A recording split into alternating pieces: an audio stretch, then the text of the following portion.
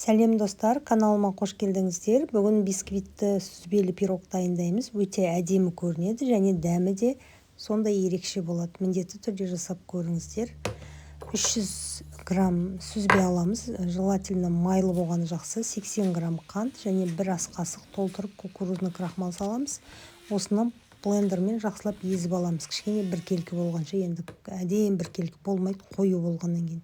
Сондықтан кішкене езілсе болды. Содан кейін кондитерский мешокқа саламыз.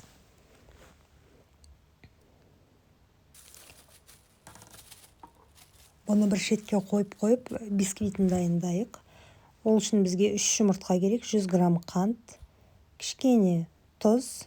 Енді осыны қант еріп, біраз көпіргенше миксерлаймыз.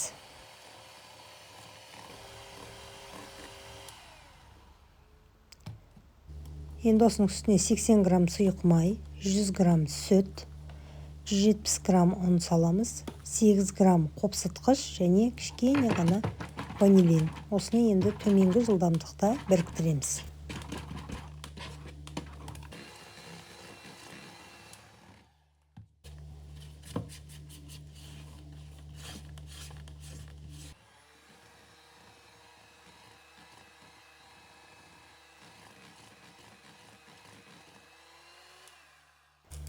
Пісіретін ыдысымыздың астын міндетті түрде майлап аламыз. Описание бөліміне мен осы пирогтың құрамын да жазып кетемін және осы ыдыстың размерін де жазып қоямын.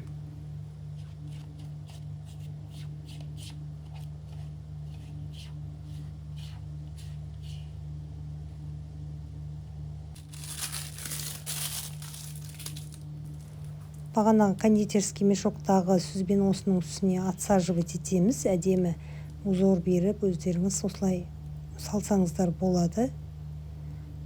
Содан кейін алдын ала қыздырылған пеште 180 градуста 30-40 минут арасында пісіріп аламыз. Міндетті түрде зубочисткамен тексеріңіздер, өйткені арасы беті қызарғанмен арасы шикі болып қалуы мүмкін. Піскен соң түрі өте әдемі көрінеді. Дәмі де сондай бір ерекше болады. Осы рецепт бойынша жасап көріңіздер. Егер видео ұнаса, лайк басып, комментарий қалдыруды ұмытпаңыздар. Ас болсын.